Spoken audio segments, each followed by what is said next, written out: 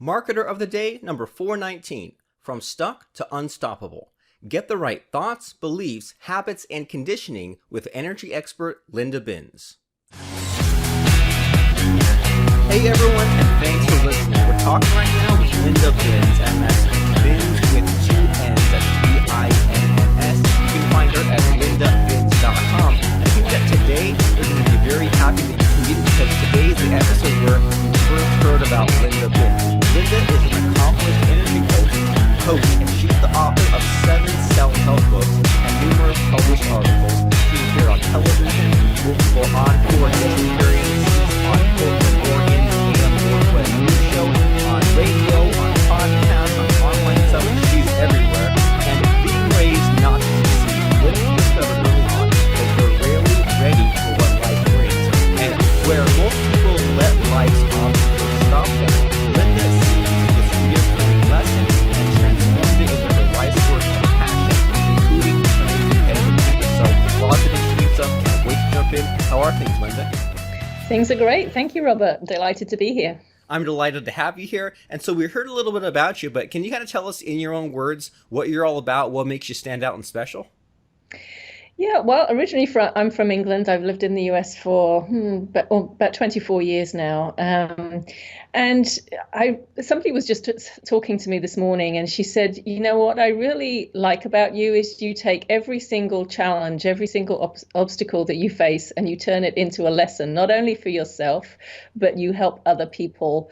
You teach other people through those lessons. And so I guess that's really what I do. Everything is a lesson to me, including, you mentioned I play tennis. Well, every single tennis match for me is like my own personal growth seminar. So I use a lot of material for that, for my workshops and coaching sessions, actually. So yeah, I learn from everything. Lessons are all around us all the time. And I just love to help people understand and manage their energy and show them how they are creating whatever it is that's showing up for them in life, and how if they want to change something, they can do that very easily by changing their own energy.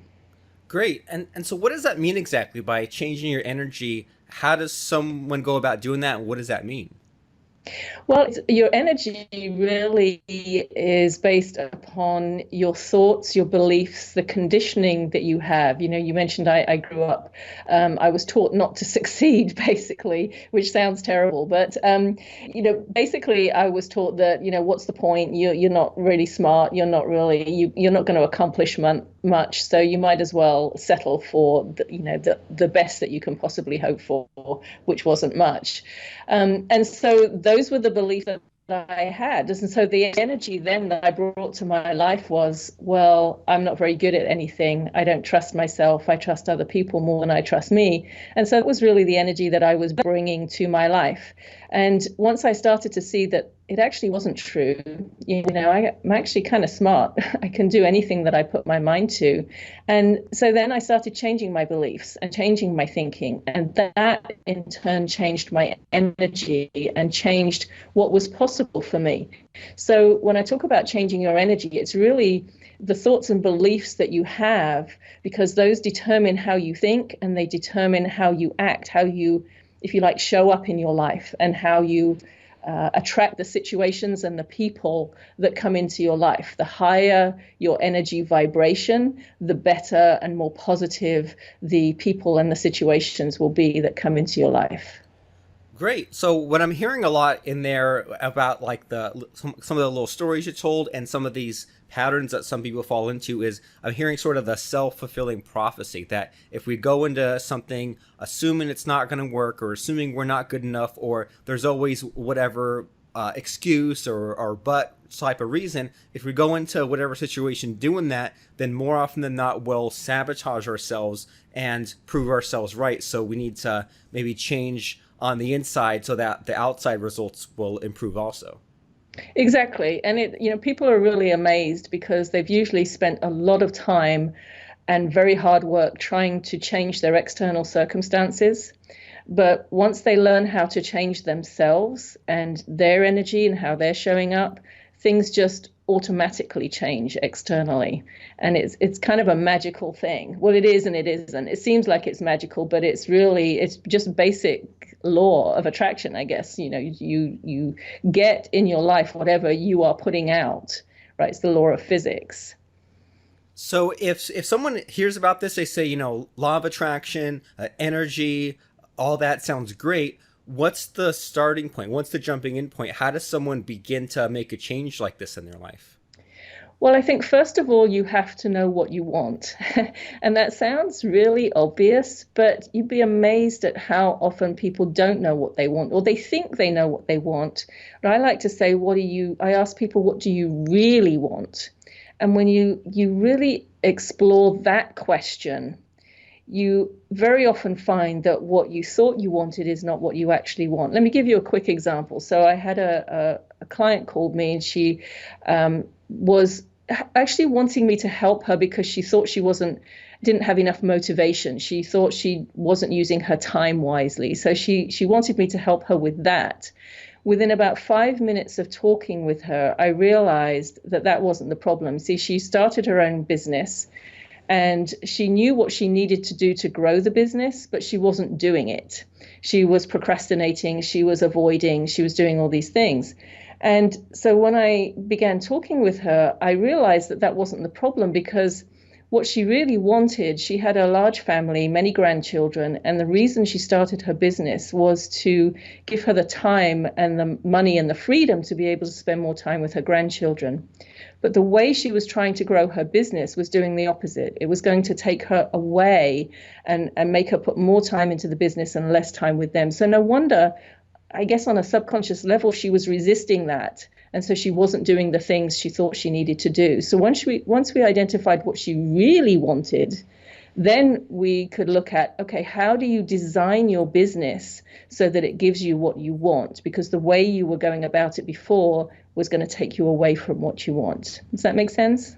Yeah. So, and especially that kind of scary part in there, and that, we've all kind of heard about if my goals aren't right, or if I'm kind of have that cognitive dissonance, if I think one thing, do another, things will be more difficult than they have to be. But I hadn't considered that if it's really out of whack, then we'll be resisting subconsciously, and then no matter what we do or what we think we do, we're going to be blocked by ourselves so much. So in that particular case, if that person said, okay, what I really want is to be able to, spend the time with the grandkids. So what sort of changes needed to be made? I mean, was it outsourcing and delegation, or was it better time management? Like, if someone says, all right, well, here's what I want, what sort of actions were put into place for this particular client? Well, yeah, more outsourcing, but looking at, okay, what marketing activities do I need to do in order to structure this business so that it doesn't take all my time to be out there marketing and to be doing those things to generate business. This was a network marketing business. So, she needed to not only sell product, but to attract people who could then be her downline. And then that would be making her money. So the money was going to be in the downline. But I find that if you start with the idea of, okay, what do I want? I want to build a downline. What kind of people do I want in my downline? Let me get clear about that. Where am I going to find those people? And what's the easiest way for me to find those people? And if you start to take that approach, then and I love the word easy, because we all tend to make things really, really hard. For most of my life, was the queen of making things hard, right? If there was a difficult way to do it, I usually found it and did it.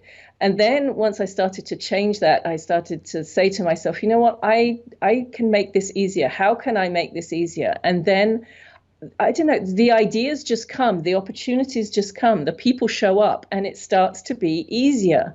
It's amazing. Once you set your intention, if you like, put that energy out there that this is what I want, then you tend not to have to work so hard to make it happen, because it's the right thing for you. It's what you really want. You've set your intention. You set the energy up beforehand, and that just allows things to flow. I always say that if you're struggling, if it feels really hard, then it's not the right thing, and you need to take a step back and ask yourself, how could I make it easier? What is it that is really going on here? What's the real problem? And how could I make that easier? Once it starts to flow, then you know you're on the right track.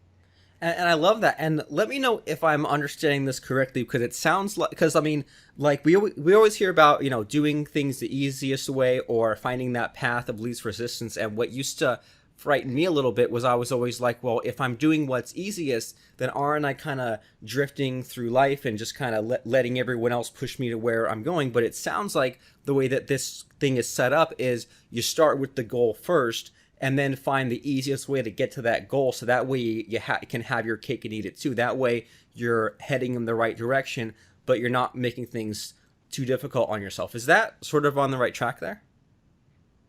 That is on the right track. And the beautiful thing is, once you get really clear on what it is that you want, and so you are in alignment with that, and you get very clear on, you don't have to figure out the how of it.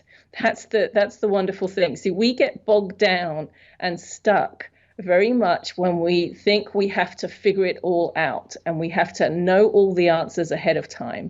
Because that's one thing people will very often say to me, okay, yes, this is what I want, but I don't know how to do it. And I say, you don't have to know how to do it yet. Let's just get clear on what it is that you want. And when you do that and you set yourself up, set the intention and energetically set yourself up for what you want, then step by step, it's like the way to do it is revealed to you. But we get stuck because we want to know the whole story. We want to know, okay, I'm here and I want to get there and I need to know every step of the way.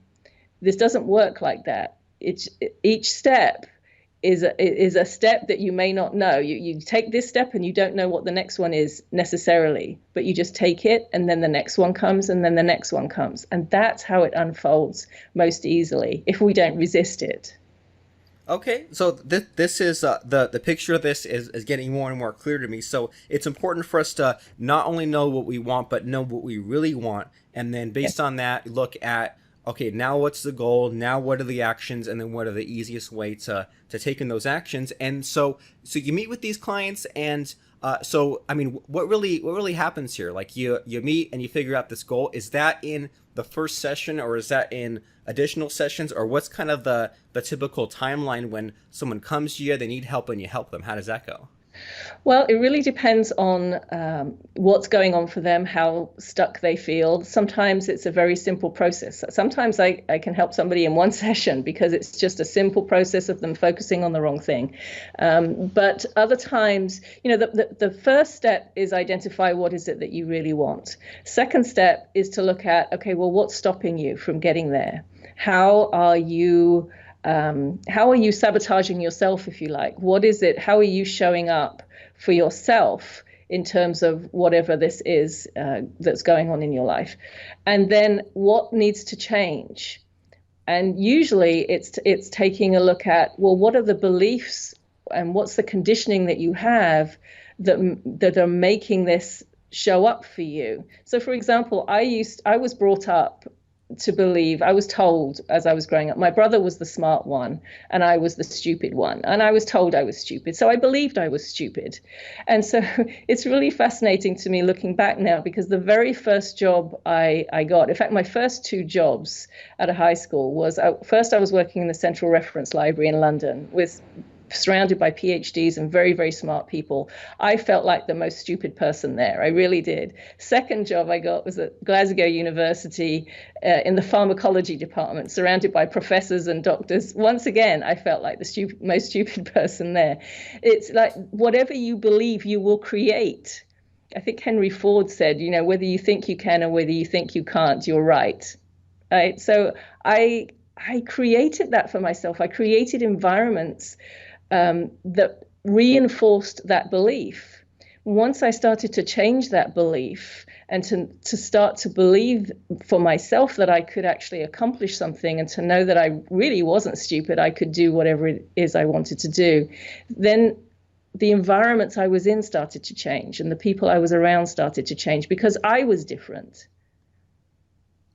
And so when these things started to change, I mean, how did that happen exactly? Was it a long, painful process? Did it take years? Did it happen overnight? How did you go from always feeling like you weren't good enough to breaking this conditioning?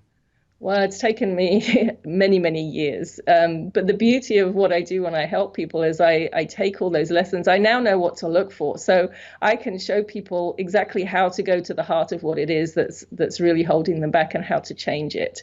But it took me many years. And I guess the starting point of it was, how do you go from believing you're stupid to knowing you're not? Just as one example. Well, the jobs I had, people used to tell me how good I was. And I used to think, well, any minute now they're going to find out I'm really not, and they're going to find out that that they wish they hadn't hired me or something. But over time, bosses just kept promoting me and telling me how good I was and what a great job I did. People would come to me to get stuff done rather than go to anybody else. And so I had to start looking at that and thinking, well, are all these people wrong? Maybe there's something to this. And so I would say that was the very starting point for me of beginning to question these beliefs that I had about myself and my abilities. And that was the start of my journey, and that was many years ago. Well, great. And so there's a couple of interesting things in there. I mean, one thing that comes to mind is that, you always hear that, or not always, but sometimes you hear that saying of there are some types of people out there who they can see the whole rose garden and they'll find the one thorn in the whole rose garden. And I think that it's really easy to get caught in that cycle of always looking for the bad in things. And then even if good things come your way, someone pays you a compliment, you do a great job, then it's tempting to sometimes ignore that. And so what I'm hearing from you here is that it happened enough times where you began looking at that proof, that evidence of time after time, like you kept getting promoted, you kept doing great, and even if along the way you didn't quite believe in yourself up to that point, but you look like there's now this mountain of proof of all these things that you've been doing right. So at a certain point, it's hard to ignore that over and over, despite what you might be thinking. That's absolutely right. So many people grow up with the belief that in some way they're not good enough.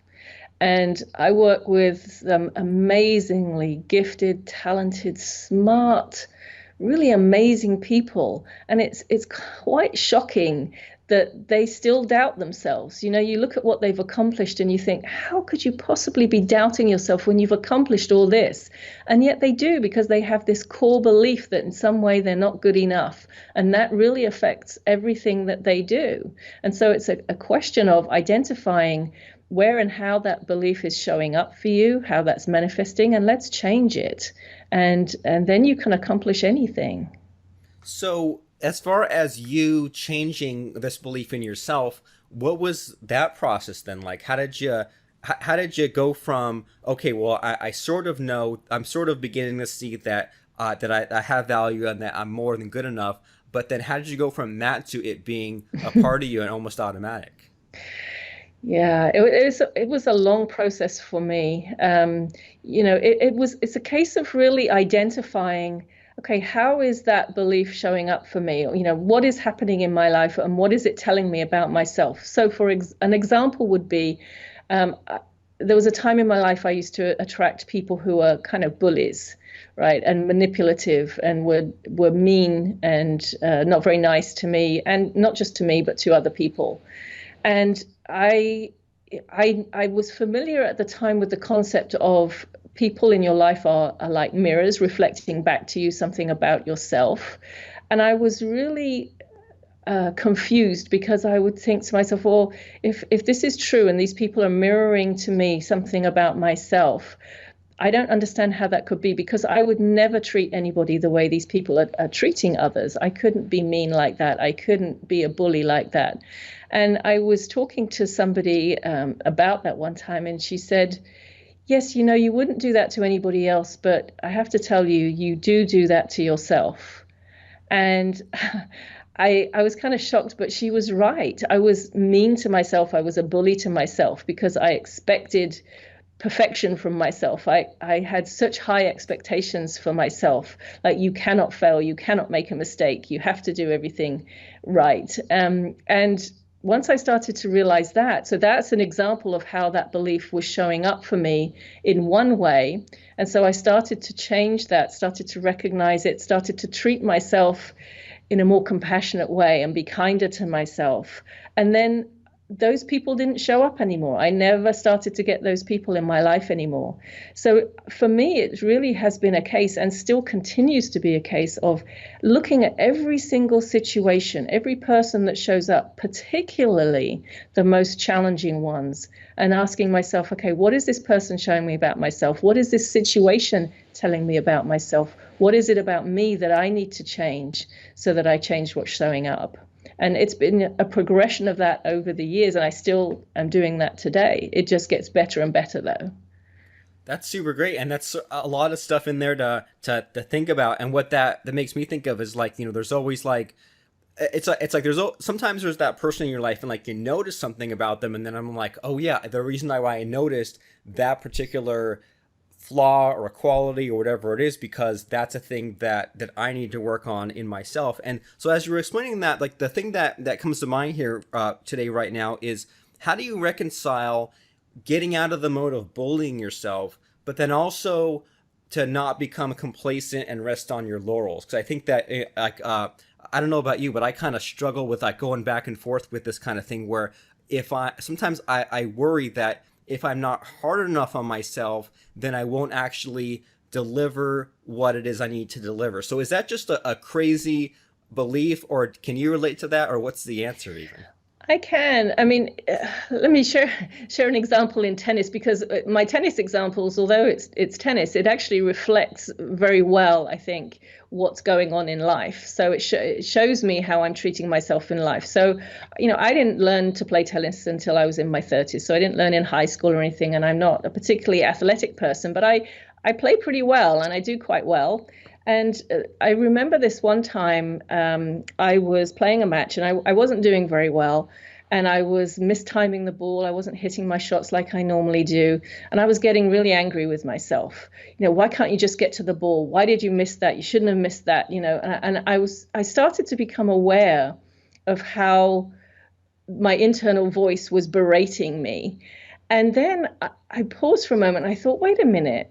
Okay, look at me. I'm in my 50s. I'm running around on this tennis court with someone who's less than half my age. I've got my knees are hurting me. I didn't sleep very well, and I was running through all these things. And I thought, can I just appreciate myself and my body for what I can do and what I am doing, rather than beating myself up for what I'm not doing or what I'm not able to do?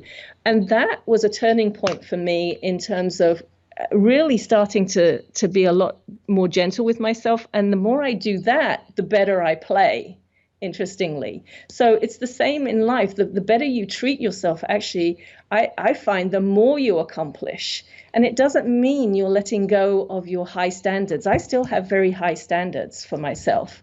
But it's a difference between having high expectations and wanting to do things well, and having unrealistic expectations and pushing yourself to the point where you're just being a bully to yourself.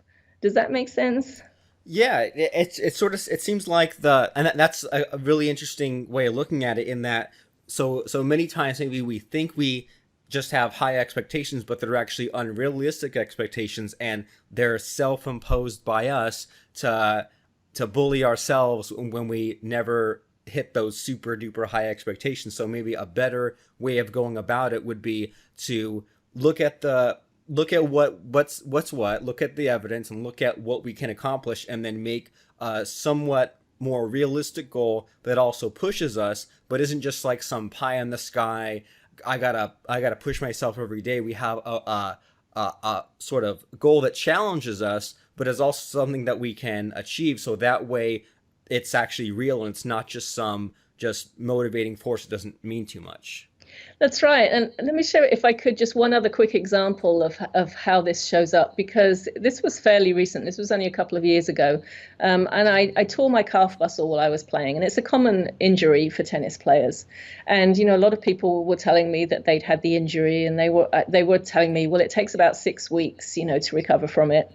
And I became aware that as I was hearing them say 6 weeks, there was a part of me in my mind thinking, well, it won't take me 6 weeks. And then I remember the doctor told me, it'd be really good to do some walking. It'll help to, strengthen the muscle and everything. And so as soon as she said that, I went and I got on the treadmill. I went to the gym, I got on the treadmill, and I punched in on the treadmill 50 minutes, 50. And I did my 50 minutes. And then the next day, my leg was really sore. And then I was thinking to myself, why would I do that? Why could I not just do 10 minutes or 15 minutes? Why would I do 50 minutes first time out? That was really crazy. And if somebody else did that and told me, I'd think they were crazy. So I was in that mode of, well, it's not going to take me 6 weeks. I need to do it sooner. And I was trying to make that happen, and it wasn't helping me. And what's interesting in there is you mentioned that, well, what would you think if someone else told you that they had punched in 50 minutes on the treadmill there, and you would have thought they were crazy? And I think that Yes. it sounds like a lot of us hold ourselves to a way higher impossible standard, that if someone else had said, I'm thinking about doing this, we'd be really encouraging. Or if someone said, I tried this and I had this setback or this failure, we'd be understanding. But if we ourselves don't hold ourselves to a decent standard like that, then I mean, it just sounds like a recipe for total failure right there. It does. And it's the difference between having high standards and high expectations and unreasonable ones. And, there can be a fine line between that. And it's important to recognize that, I think. Yeah, and also just from hearing about a little bit about your process and dealing with coaching clients and things like that, it's also helpful to have that outside party to look at what you want and look at what your goals and your plans are, and then have that additional perspective to then say, okay, that's great. Let me give it the encouragement to keep going, or let's change things that maybe if we're stuck in our own head, we can't see what needs changing. Yes, it's really hard to see your own stuff. It's easy to see other people's, but it's hard to see your own stuff, because it's just like I was questioning, okay, so why am I attracting these people who are bullies and who are mean to people, when I understand the concept of them being mirrors for me, but I could not see what they were reflecting to me about myself. You see, it can be hard to see that, partly because we don't want to see it. I didn't want to admit I was a bully or a mean person. That was so far from my thinking that I could ever be like that. But my friend was absolutely right. I was that way to myself.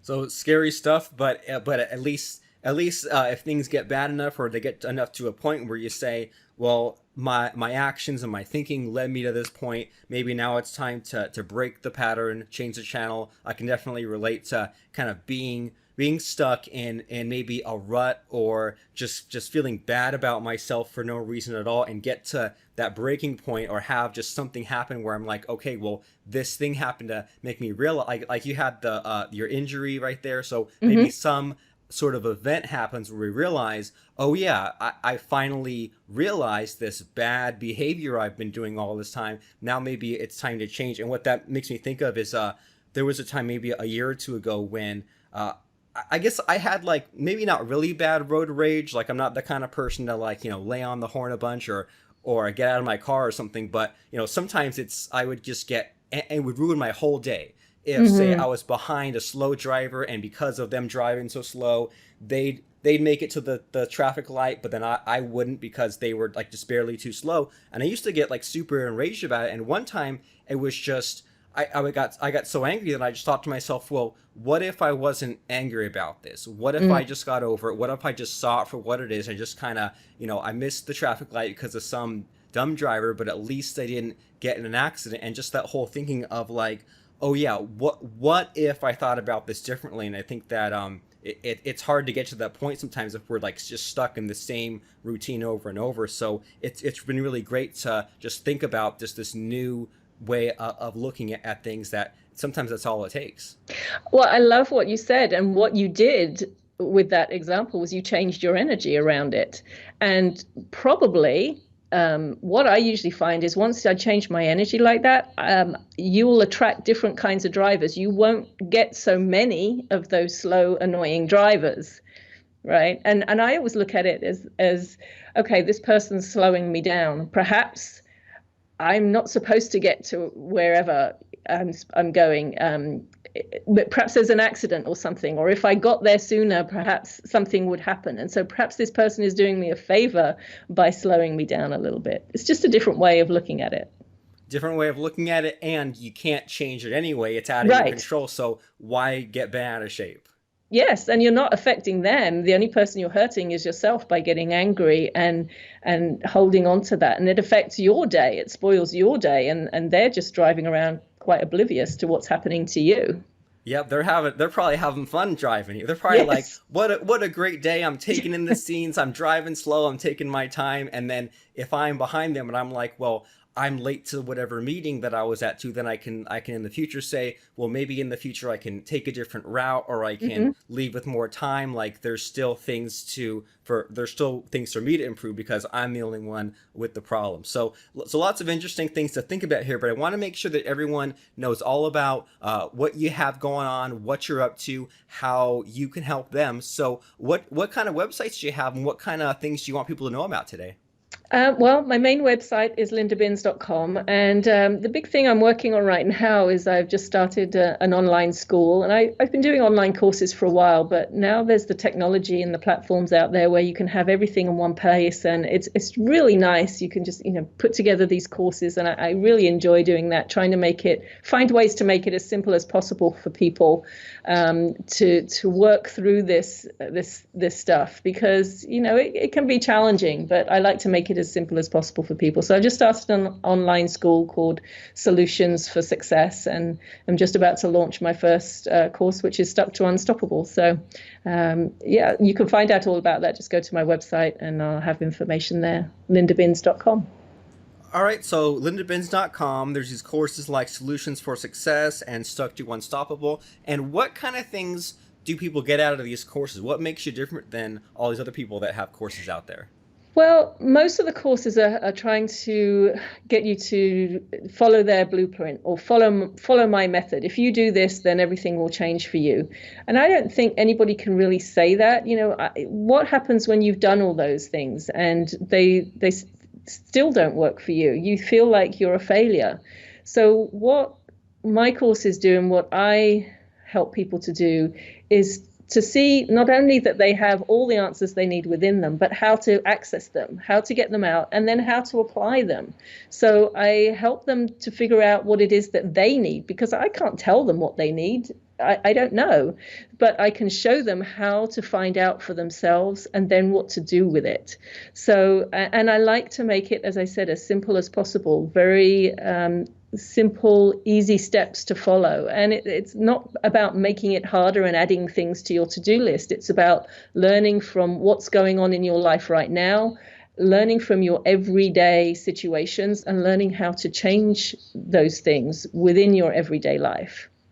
I like that a lot. And it sounds like it's just helping people finding the right fit for them. And I think that it sounds like sort of the missing piece that we all need, because I can definitely relate to joining a course or learning from someone, and it's got to be exactly their way. And then sometimes I'm like, well, I don't want to do it exactly their way. I can also relate to learning from someone and they just kind of give you some ideas and not really a clear plan and say, here you go, have fun to figure it out yourself. So by you helping people figuring out what their own answers are, that sounds like something that's really powerful and that people are going to get a lot of benefit from. So make sure that you guys go to lindabins.com. That's LINDABINNS.com, and check out those courses. And there's also a way for people to sign up for your list and all that fun stuff, right, Linda? Yes, if they go to my website, they can get a free Get Unstuck tip and they can sign up to be on my list and hear about what else is coming up. Perfect. So everyone make sure to go there, lindabins.com. We all get stuck at one point or another. The question is, are you going to let that define you? Are you going to let that hold you back? Are you going to let that be just the thing that holds you back from your greatness and success? Or are you going to say, this is just not, yet another obstacle, and I need some outside help. I need some new tips, some new way of looking at things, some new strategy, some new interesting questions to ask myself. So if you know that that's what you need, then that means that you should go right now to lindabins.com and check out the site and see what's around there. Check out her that freebie we mentioned. Check out her blogs, and if you're ready to pull the trigger, then do yourself a favor and join one of her excellent courses. So thanks, Linda, for stopping by today and sharing some of this great stuff to think about. Maybe it's a little scary, a little painful, but if now that we know the problem needs to be solved, we can go about solving it. So I appreciate you sharing this great advice and some some weakness, some personal stuff, and just giving us the whole package. So thanks for that. It's my pleasure, Robert. Please subscribe, rate, and review our show at marketeroftheday.com/iTunes and like us on Facebook at marketeroftheday.com/Facebook.